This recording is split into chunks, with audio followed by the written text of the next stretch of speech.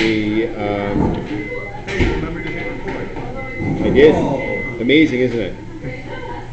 Okay, last day we left off on the bottom of page 9, which was my attempt to, I don't know what the word is, the proper word is, but to give overview to our discussion here.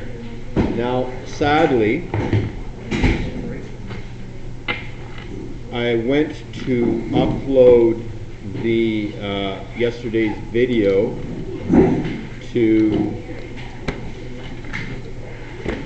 the cloud, and something is not right.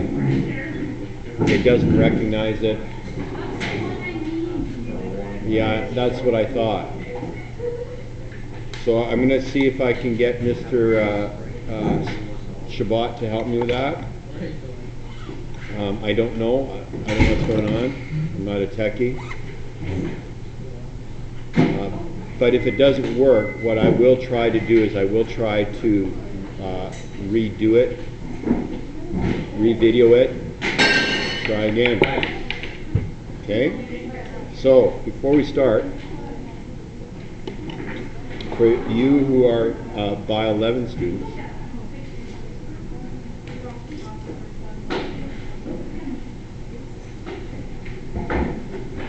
no, I'm not going to bother.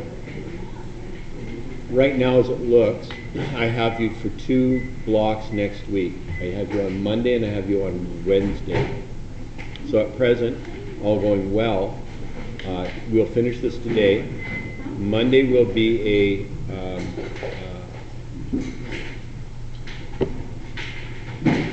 won't call it a study block, but work block, and then looking to have the chapter test on Wednesday. We'll have to see how that works out, but I'm not sure. That's what it's looking like right now. Okay? All right. So, yeah. I'll let me look at that, okay? I've got lots, so hopefully we can do something with that. Okay, that was 8. That's 9. Here's 10. Okay, starting up again on the top of page 10, we have this, which really is another way of viewing what we did here. Okay? So I'm going to be using a bit of color today.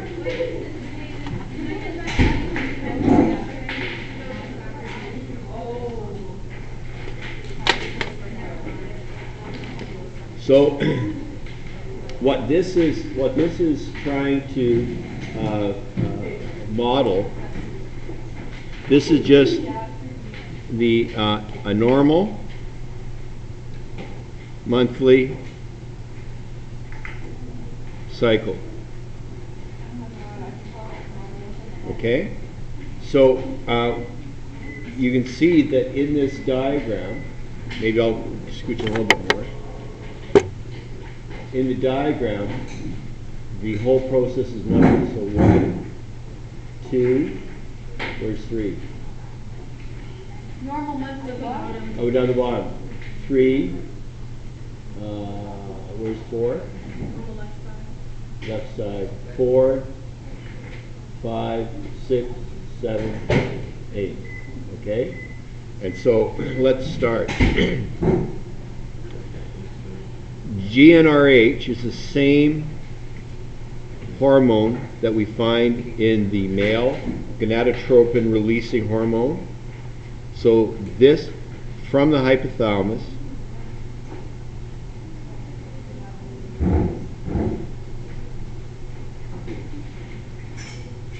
stimulates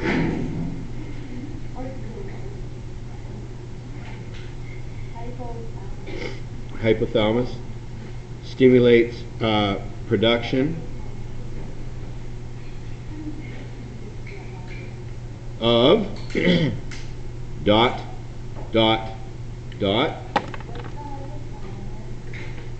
the hypothalamus, if you looked at, okay, this is very, very diagrammatic, of course. Human brain, central nervous cord.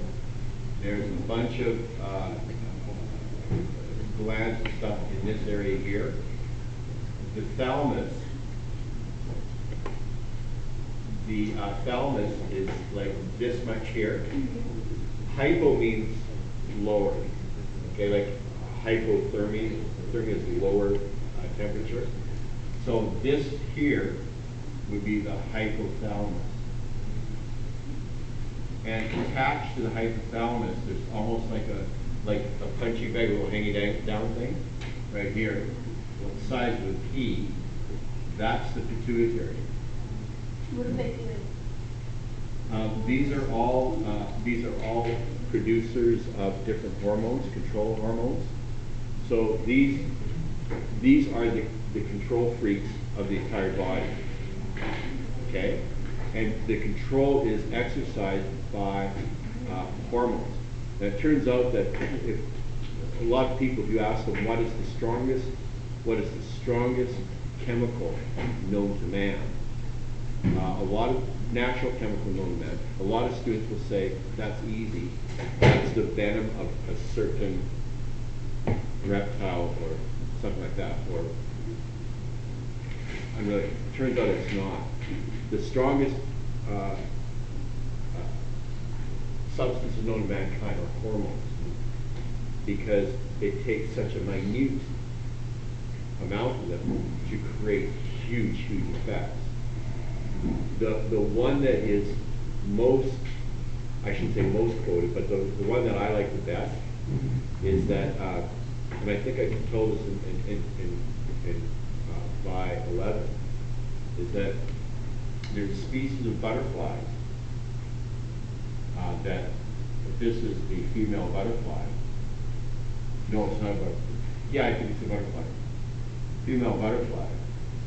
Female butterfly can be flying along, and she will release a hormone. It's a special version. It's called pheromone, which is a scent hormone, and it'll release this scent hormone. And as it goes along, if you imagine, just like if you're in a boat, the wake that is left behind you kind of gradually gets wider and wider, but it gets weaker and weaker. So here's the idea. Here's this butterfly, and let's say it's doing its normal butterfly thing, you know, kind of like going off here, and leaving this kind of like trail that's gradually getting bigger, bigger, bigger. Male butterfly, here's the male version.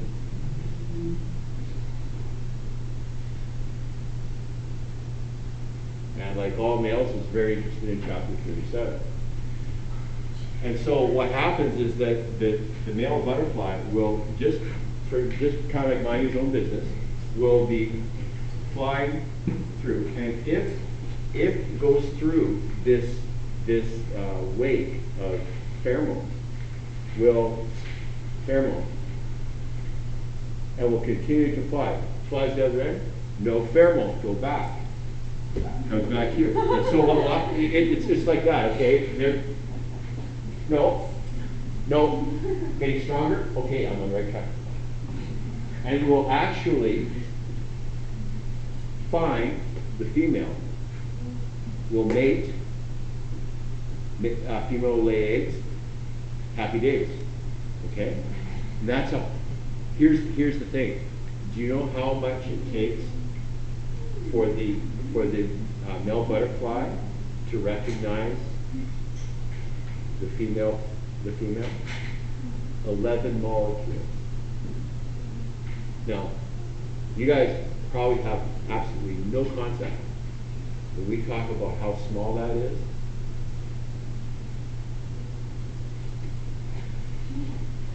Holy.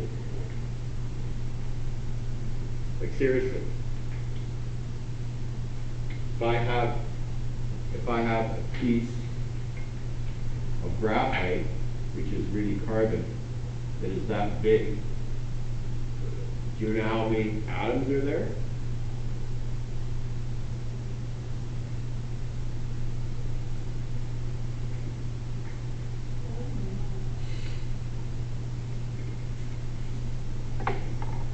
11 are used. Yeah. That's how strong, that's how powerful hormones are. So I think the take-home message from that is when we're talking about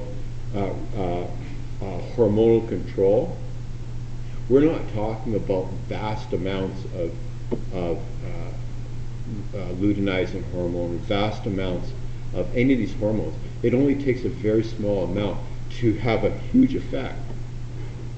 And so yeah. Okay, so stimulates the production of number 2. We're here now. I'm going to do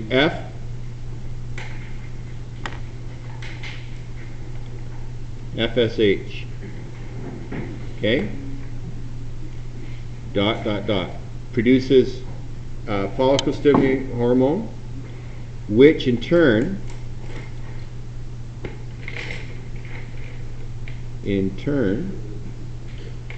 promotes development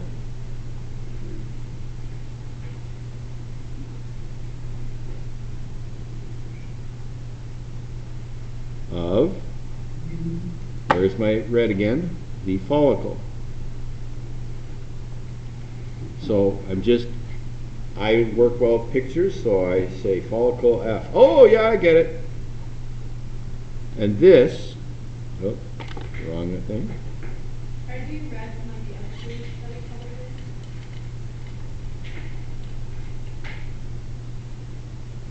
in? The one where it's like, you know how it's complaining, I was like, why did you choose red? I don't think I did, actually. You just chose red to be good. I like red. Oh my gosh.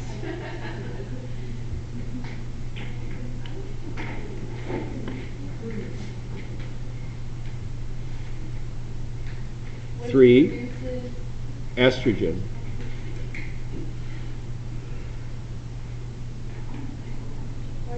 Okay, so you can see here, so from hypothalamus produces gonadotropin releasing hormone, which acts in the pituitary. Pituitary turns around and says, oh, okay, that's what you want to do? Okay, I'm going to produce follicle stimulating hormone. That is released into the bloodstream.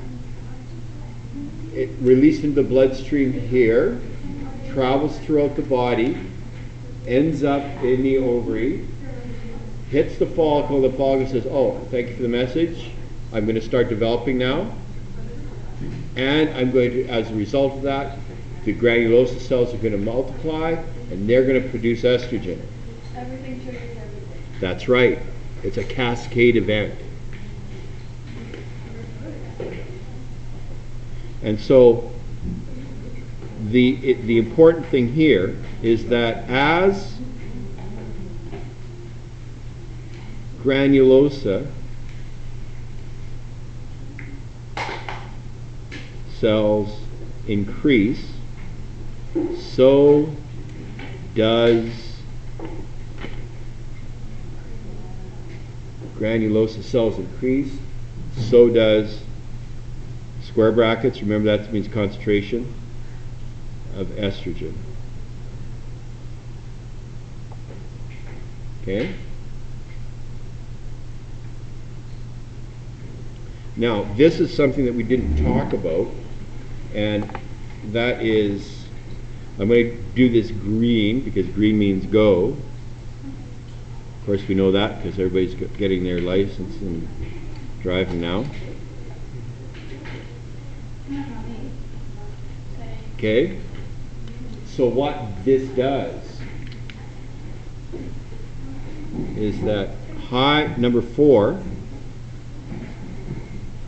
high estrogen levels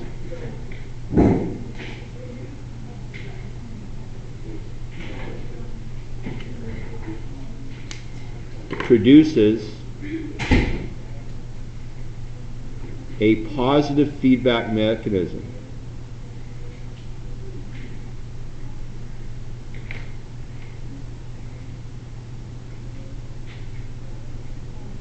Which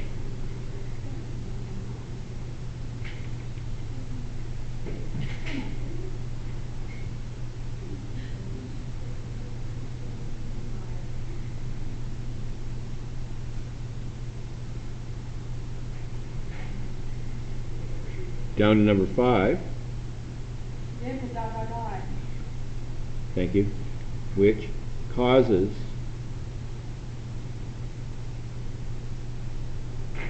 pituitary to release a rush of blue.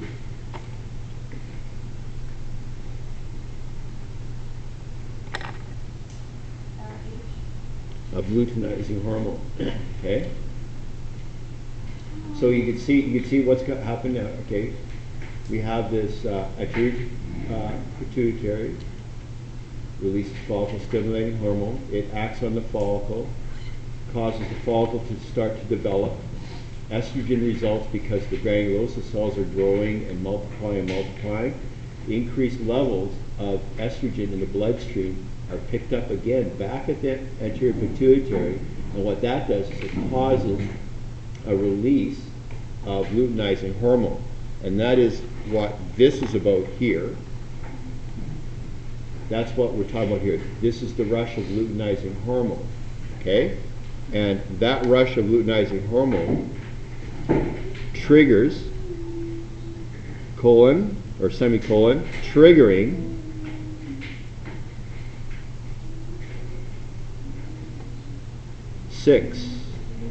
ovulation.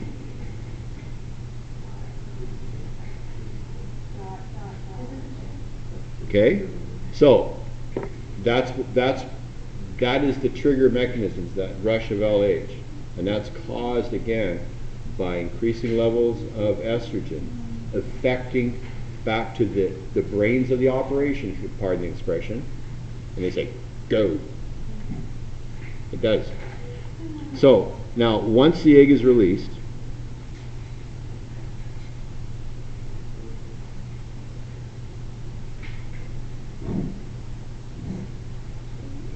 down again here, L, H, oops,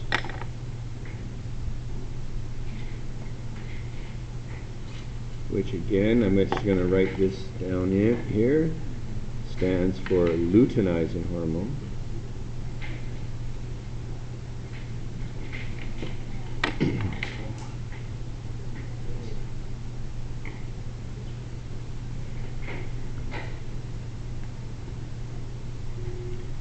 So LH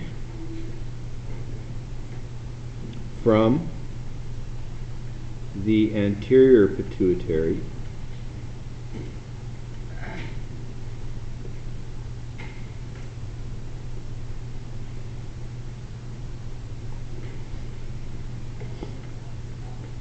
maintains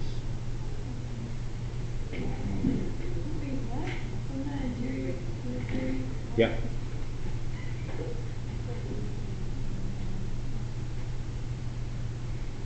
Wait, was that meant in a sentence when you said from the anterior?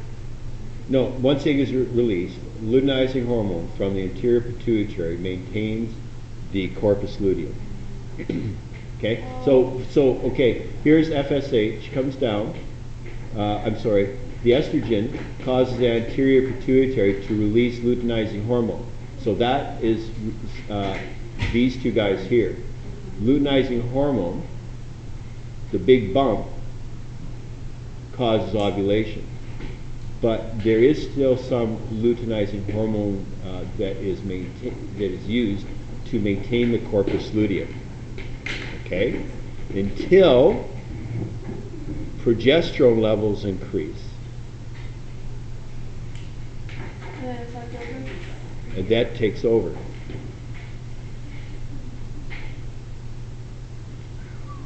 Okay?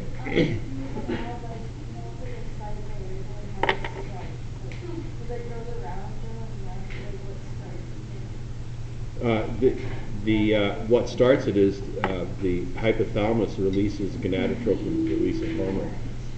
It's the thing.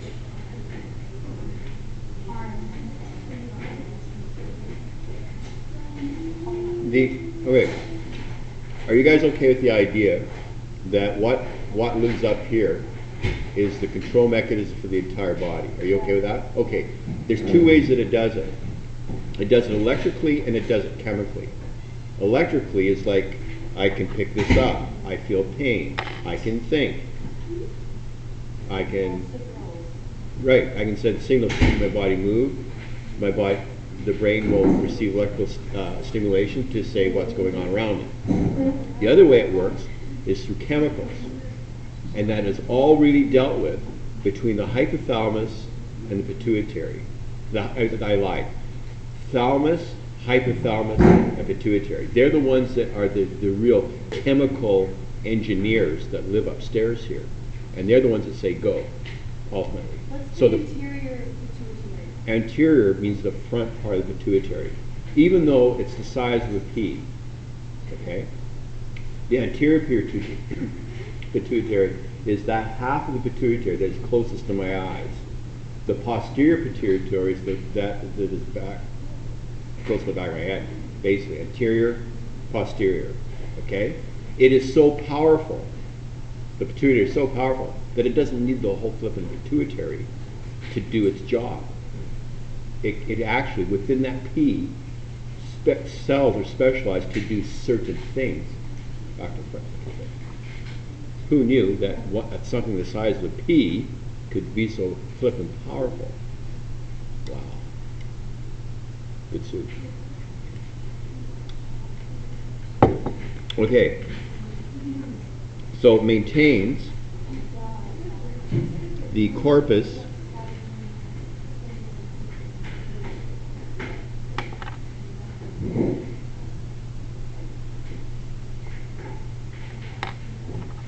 and the rest of this thing.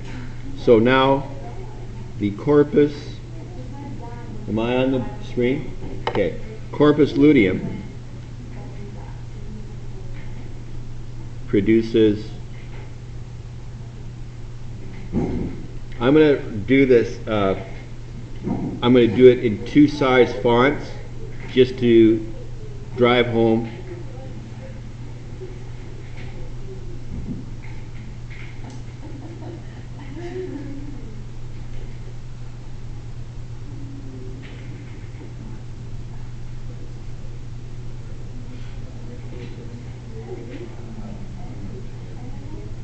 Wait, what? That's not my blood pressure. Is it? Oh.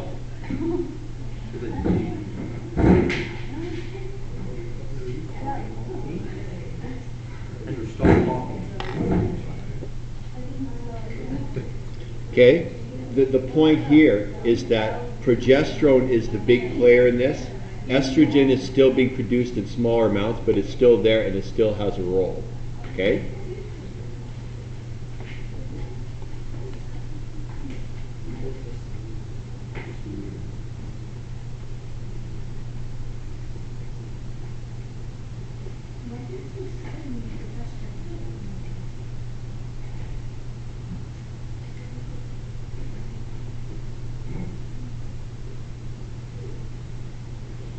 And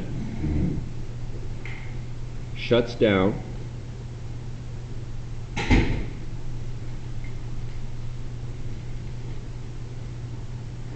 FSH.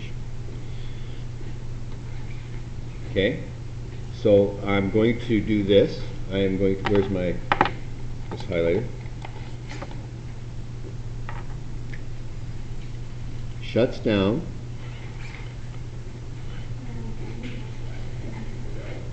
FSH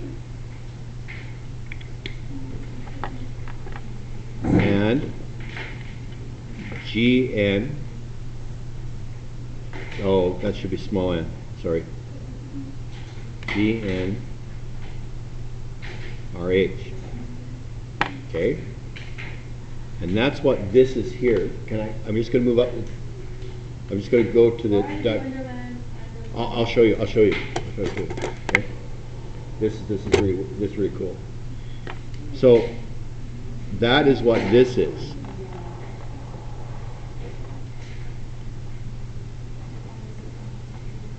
Okay? So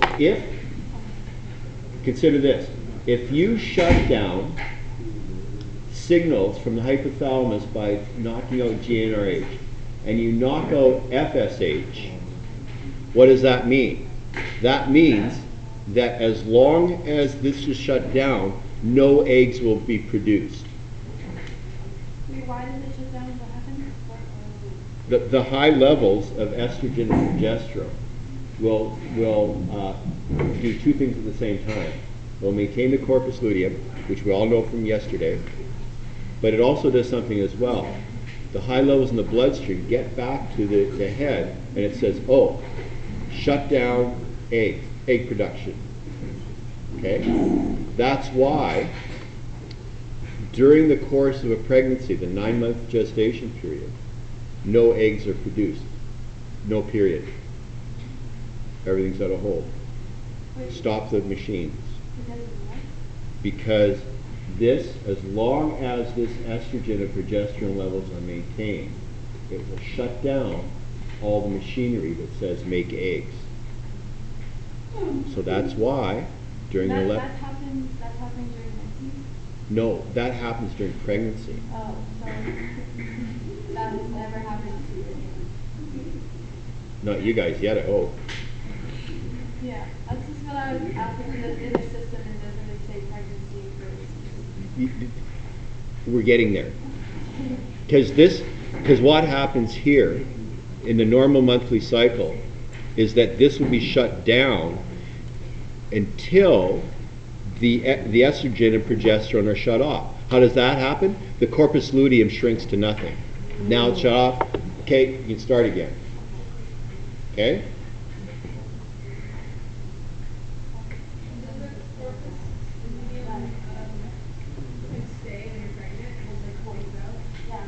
Yeah, and we're going to talk about that in a minute.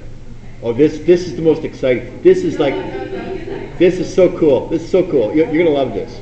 No eggs. Okay? So now, I'm going to do this in a different color now. do I have a blue pen actually? Is this? No. Okay, I'm going to have to do it this way. As the corpus luteum degenerates,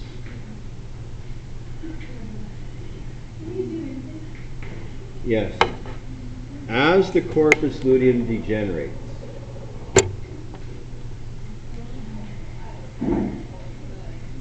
estrogen levels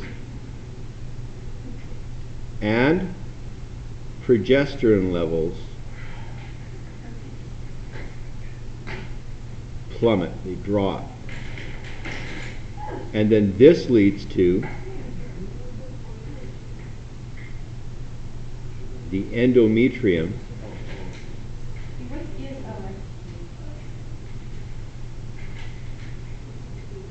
degenerates.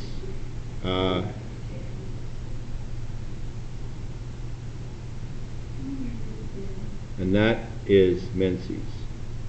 What is the tree? Yep.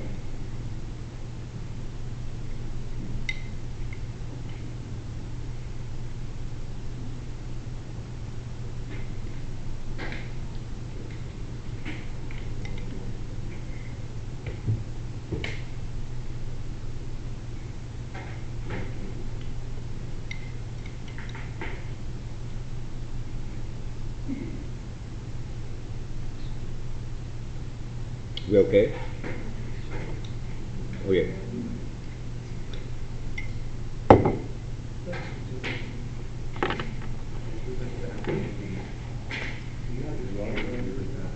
I want to look at this for a second again.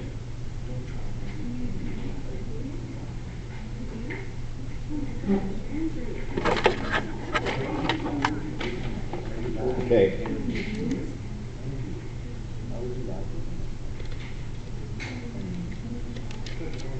He could die now.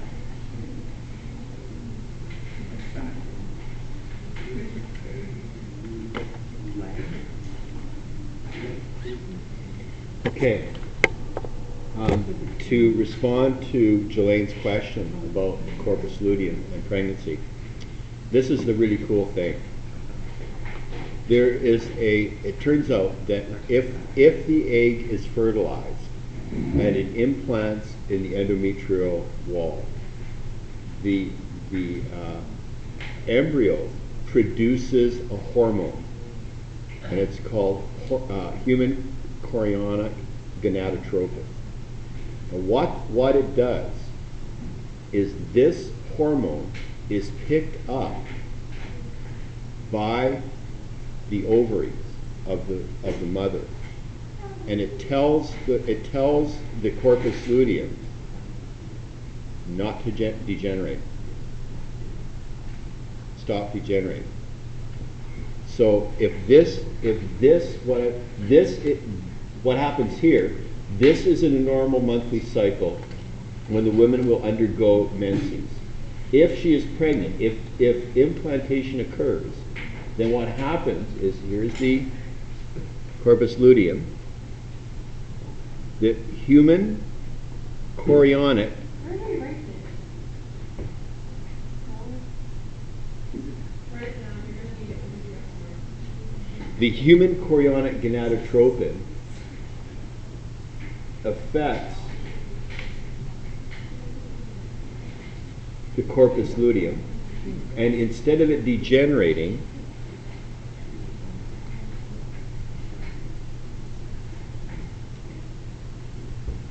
it maintains it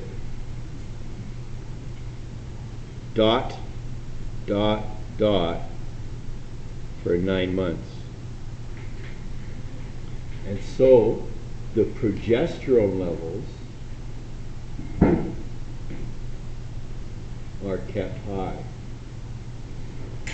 And instead of this being lost,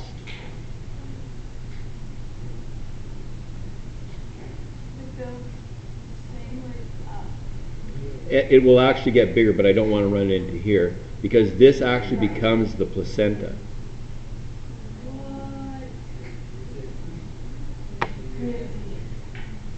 Oh God, how great you are. Holy smokes. That's crazy. So this is pregnancy. Why? Because the embryo produces this, and again, it doesn't require a lot of chemical to do it. These are hormones. These are the most powerful substances known to mankind.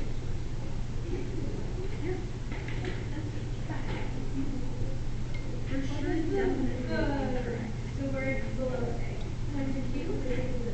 9 months. It will maintain the endometrium, the placenta now, for 9 months.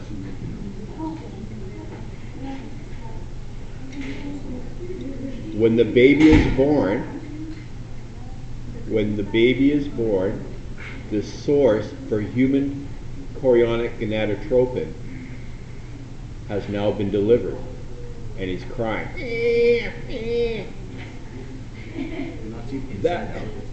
Then after that, because there is no further need for the placenta is then degenerates and is given the afterbirth. It looks nasty. It's massive.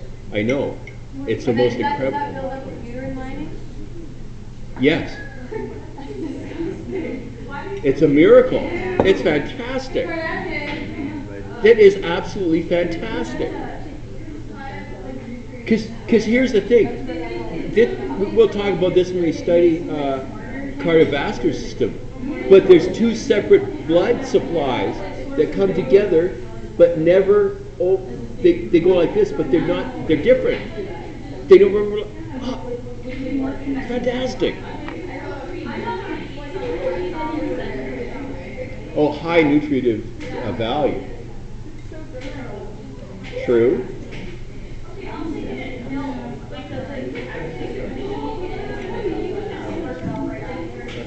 Protein.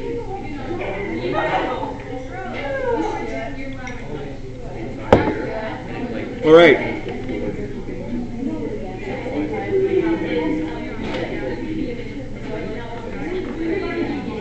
Okay, there are two.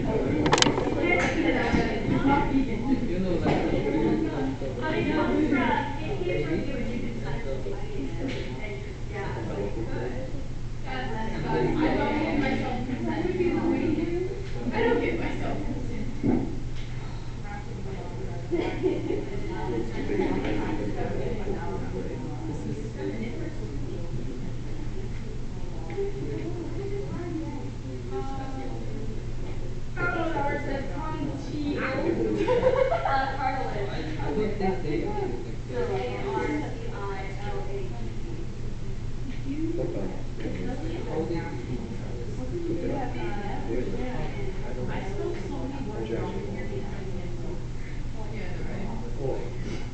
And then they appear on sex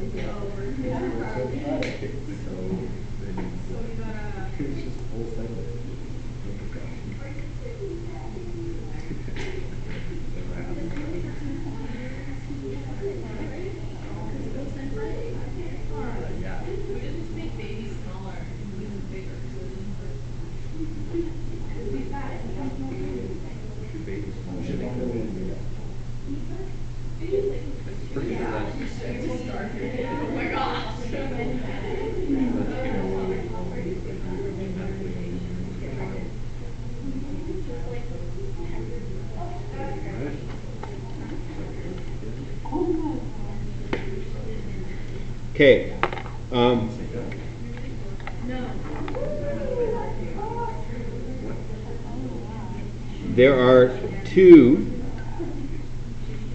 There are two hormones that are important at childbirth. Okay, one, at least the first one, the name kind of like explains what it does. Relaxin causes the cartilage in the pelvis to relax. So that's in order for baby to be able to fit through the birth canal. Okay, the other one is oxytocin. Now, commonly, once labor starts, this really is oxytocin is responsible for labor. First contractions are caused by oxytocin, but the contractions themselves promote the release of more oxytocin. And so that's what I mean, it's a positive feedback. The more it happens, the more it happens. And that's why women that are about to deliver will start their contractions with maybe, I don't know, I'm guessing it, maybe a couple of hours apart, and they will be they'll be maybe moderate or light contractions. Ladies, try to stay with me, please. Okay, can't compete.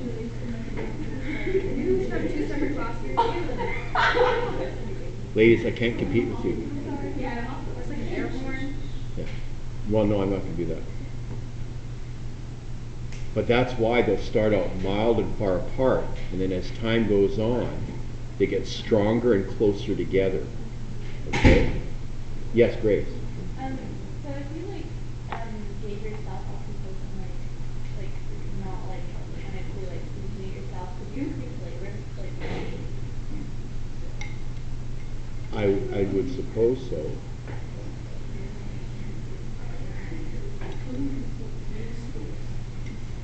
I don't know if I'd recommend that. But. Okay? So those are the two.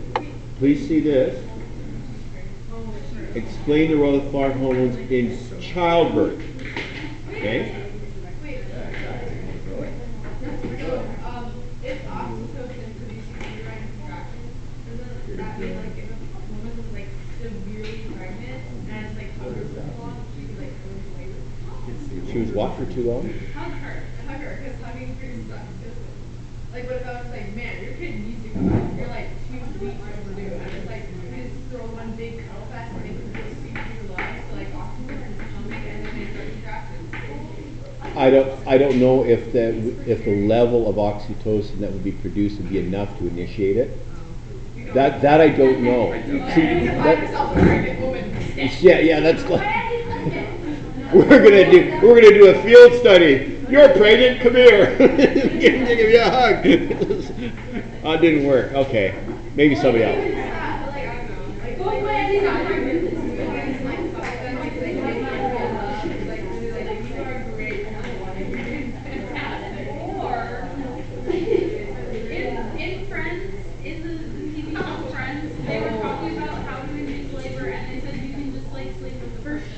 You can what on the person? Sleep with the person, but not sleep like, have sex with the person. And their oxytocin levels go up enough that you can induce labor. I don't know, I feel like that's a question for you. I've also heard. Okay, well, there you go. You and I have very different ideas of how to start labor. But most times people are just thinking that's true.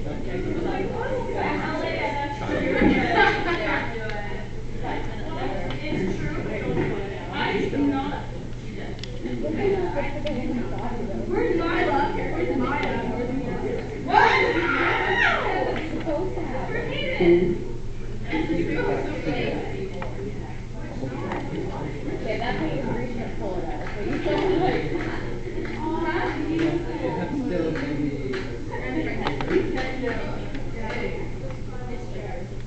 Watch it. Have you seen his house? My child has like good support. They're like 3 contractions. And he's a rich man.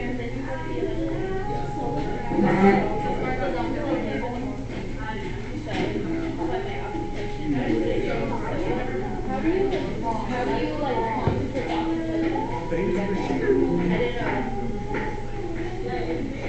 When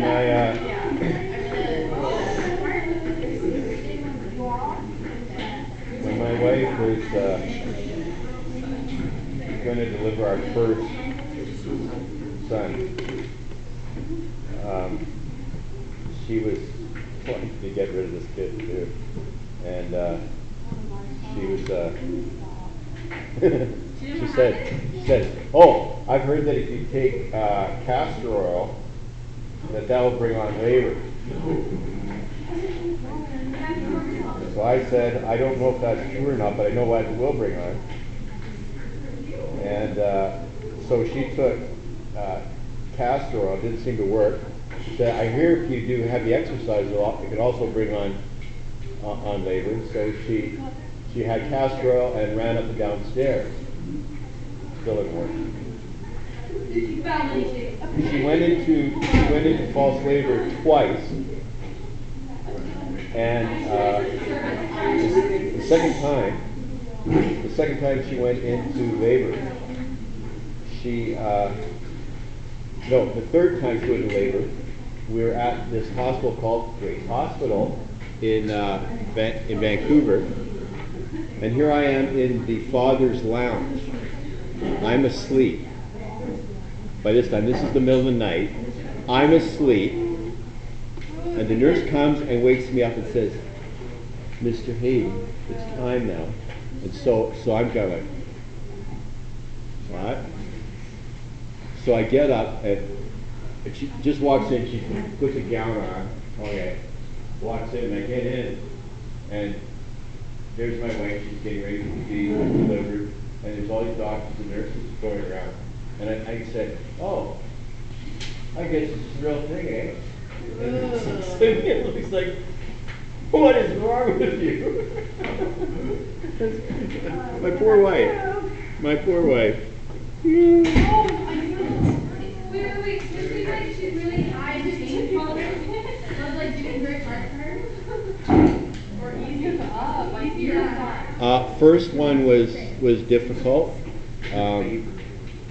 Second one was like, she almost didn't get into the birthing chair, and my daughter was born. Yeah, it was very fast. Okay, now, so this is childbirth.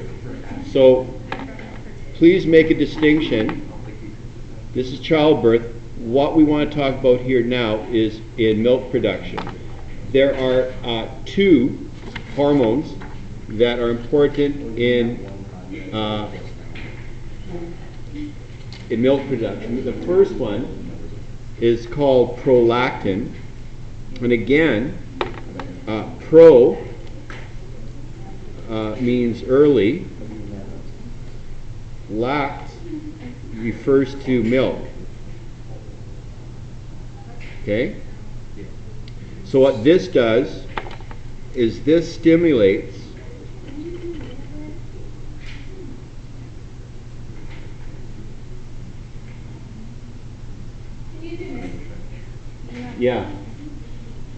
this stimulates the alveoli, which are the milk-producing glands in the breast to produce milk.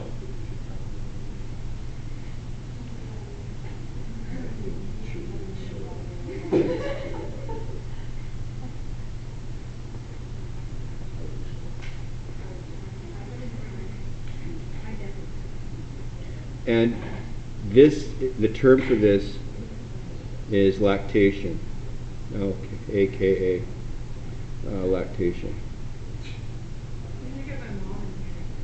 Should. Yeah. Awesome. Yeah, she would be the best. That would be the best case. The other one, again, believe it or not, oxytocin is also involved in milk production. Okay, so top of the page, oxytocin. I think you're top of the page. I don't know what your pages look like. Okay. So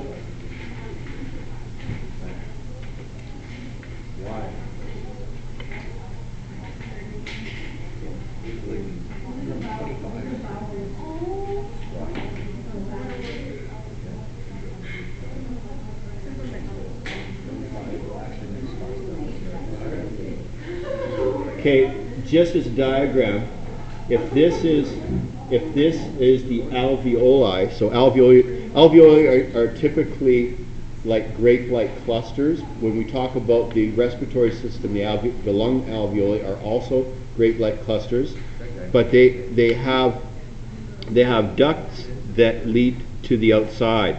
So this is the alveoli. Okay?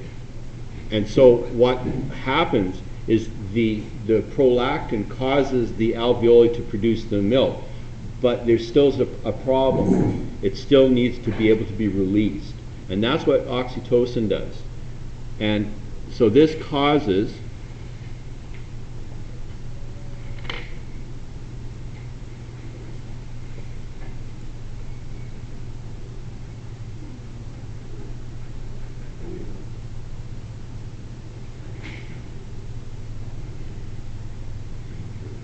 and this term lets down, that's a term that women use because apparently that is what it feels like.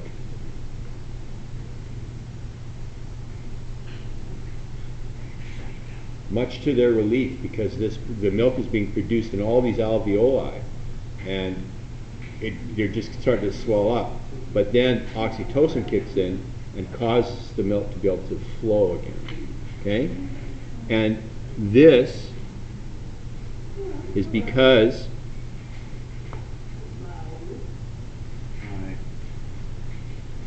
big surprise, by producing contractions again in the alveoli.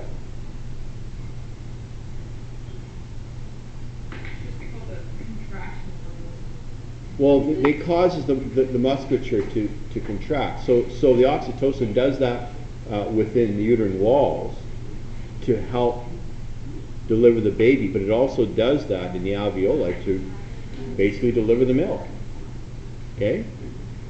So we've done childbirth, we've done milk production.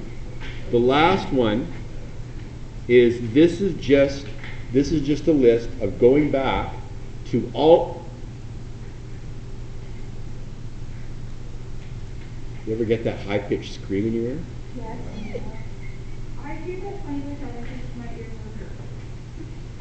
This we're just going to list all of the hormones that we've talked about so far, and we're going to add in human chorionic gonadotropin right at the end. Okay, so FSH, this is for you guys that work best with lists. So this stimulates, am I there? I'm going to move up just a wee bit. There you go. This stimulates formation and development.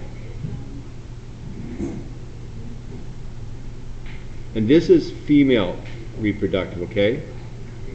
Because FSH is in male. It does basically the same thing. FSH causes production of sperm in the testes, and FSH does the same with eggs in the ovary.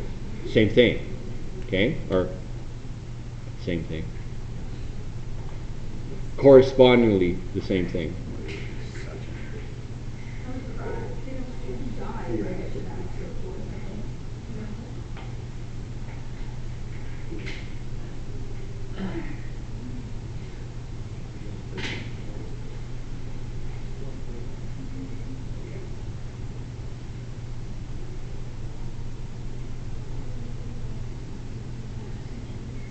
So a follicle really is typically the egg and the granulosa cells all in one package, okay? LH maintains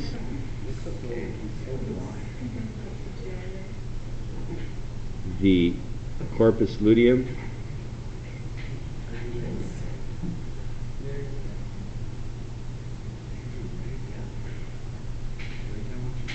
and then just, no, do what I'm going to do. I'm going to do that in the next line.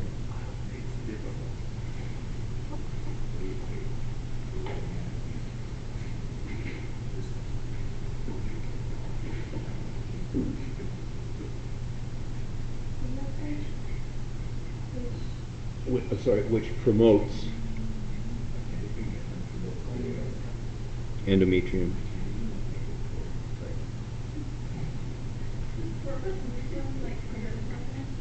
Say again, dear. Corpus means body. Okay.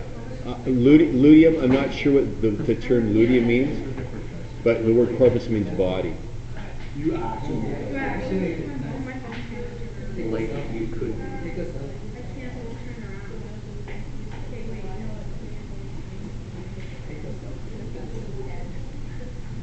Which promotes endometrium? Yeah. Helps it to do what? To exist. Oh. The endometrium is the buildup of the uterine lining, okay? So it just promotes it, keeps it in there, okay? Okay, progesterone maintains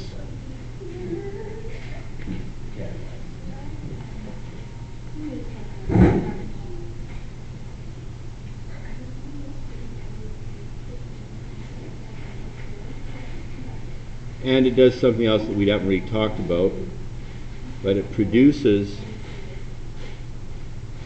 when we say secretions, these are just additional chemicals which aid in implantation.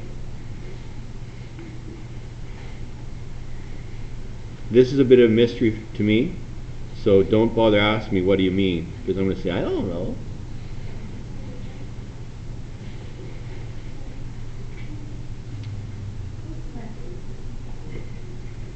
And estrogen, on a smaller scale,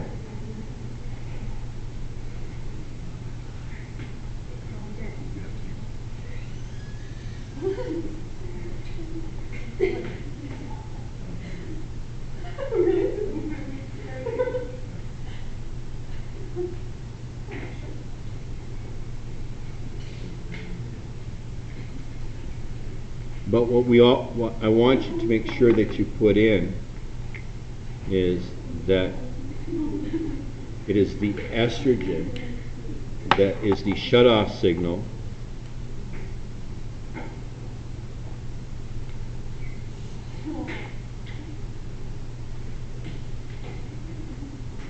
for FSH. Remember, that's the negative feedback thing that says, okay, this person is say pregnant, and so we're going to stop production of eggs. Okay? The last two, gonadotropin.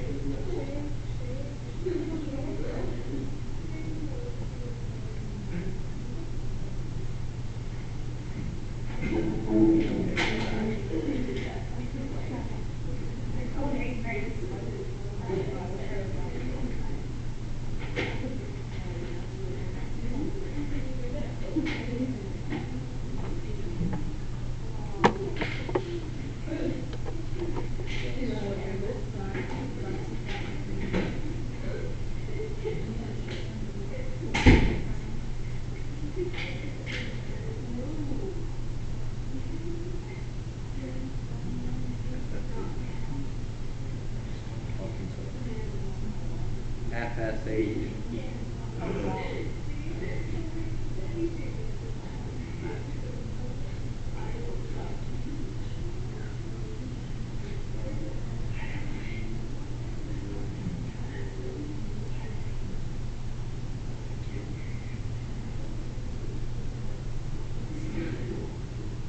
Okay?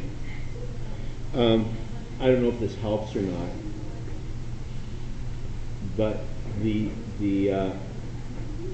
suffix tropin is typically, if something's a tropin, it's a type of protein. Gonad is the word, it's sort of like a blanket word that refers to sex organs, specifically testes and ovaries, no matter what the species is. So you can talk about gonads in a frog, or you can talk about gonads in a cow. Okay? It's just a blanket thing. So a gonadotropin is some protein that causes an effect on a gonad, in this case testes, or specifically females on the ovaries. Okay? So this releasing hormone, what this means is that this is a hormone that causes the release of chemicals that are going to act on the ovaries. That's what it means. Okay? Biologists are horribly lazy, so they make up words or make up terms that they don't have to look up in the dictionary because it tells them what it's doing already. That's why it's called gonadotropin releasing hormone. Okay? That's why they call follicle stimulating hormone because what does it do? It stimulates the follicles. Why they call it lutein? Because it stimulates the corpus luteum. Okay, I don't have to worry about that anymore. Don't have to look at that. I can strike that out of my dictionary because it tells me what it's going to do already. Okay? Just let me get this one. The last one is human chorionic gonadotropin.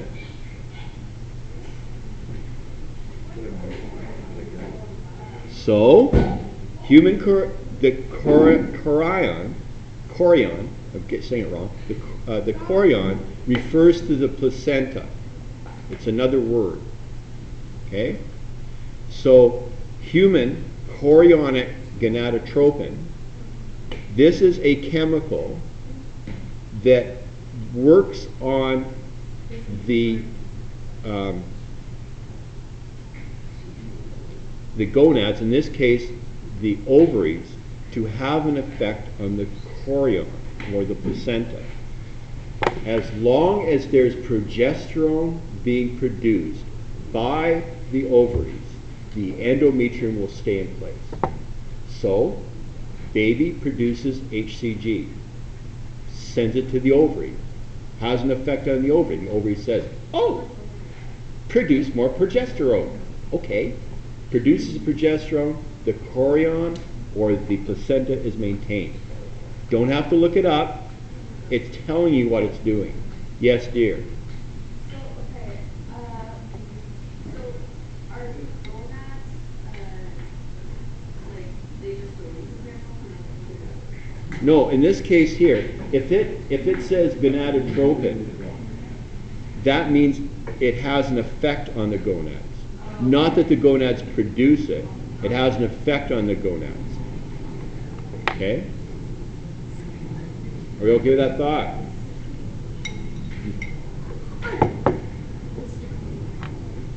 This is produced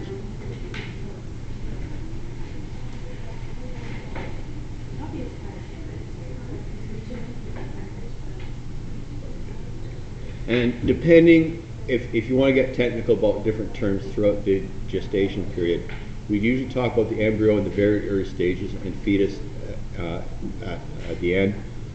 I often don't like even using those words typically, because in my mind it tends to dehumanize the child. So, but I use it because it's technical.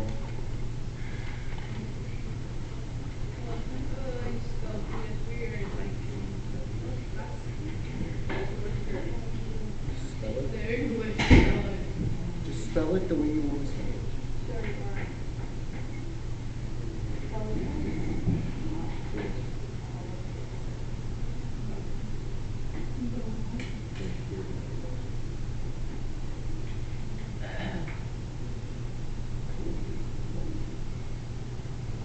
In turn, yeah, it inhibits the degeneration of corpus luteum, and therefore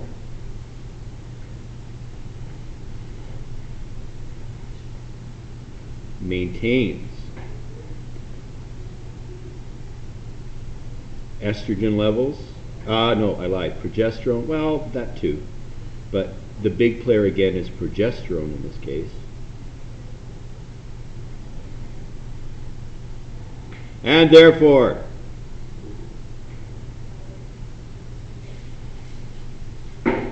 maintains endometrium.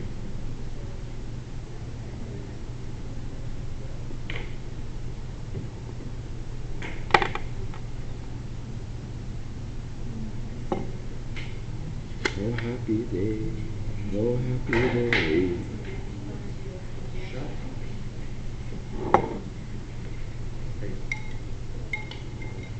Now, you guys.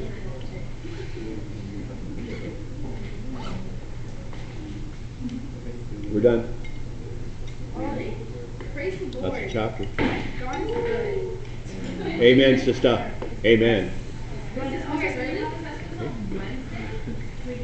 Wednesday? Yes, Wednesday. We've only got about 2 minutes. What? Yep, we do. Pretty sure. Because mine says we don't. We have bio every day. No. Okay, No, next bio- week. Is it bio an everyday class? Next week is exam week. According to this, I get you Monday, block C, I don't care. and I get you Wednesday, block C, according to this.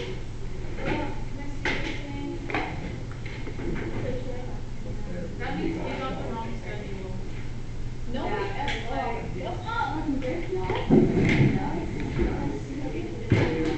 Oh, that was a rush draft. No. This is not the exam. We what?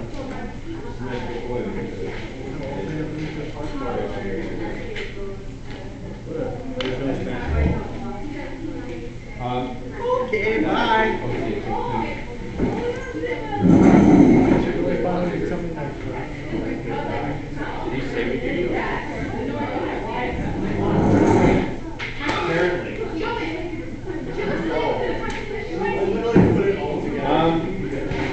For those of you, okay, hold on. How many of, before we go taking off, like a herd of turtles? I like myself. Like a herd of what? Herd of turtles? Oh. Okay, before we go running away,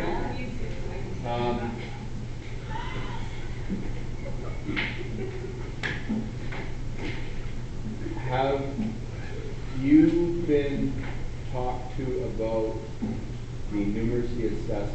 Not one. Not doing that. Not enough. I was told that I know, but they're big makers. I'm not redoing that. When you guys I'll probably get the same score. when you guys get Boy genius. you guys get snap next block or no? Some people do, some people do.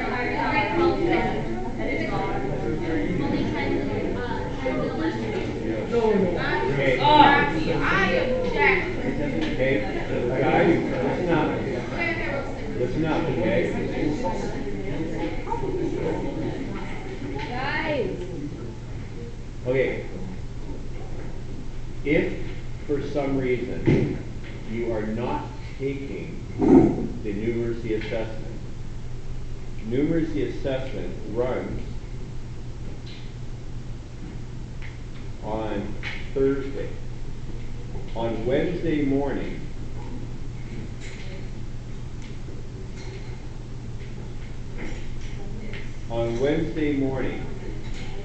there is grade 10 to 12 study hall. So if you for some reason you don't take the assessment, I heartily encourage you that, especially if you are having trouble with the Blue Book questions, that you avail yourself, because I will be here and you will notice that I am assigned to the grade 10 to 12 study hall, which will be here. So what I'm just saying is that if you're having trouble, this is going to be a golden opportunity to get a bit of help. Just saying. But if you don't want help, you're good. The test is going to be on Wednesday, block 3. But if I would, let me write If you want. Yeah, you're still recording, and it's like how Like the school. Oh, you're recording on there. It's gonna be a long test. I don't think I'm okay. If you want to write it early, my guess though is that once you get into the you're still recording. I think my guess is that once you start getting into the questions, and you're going to say,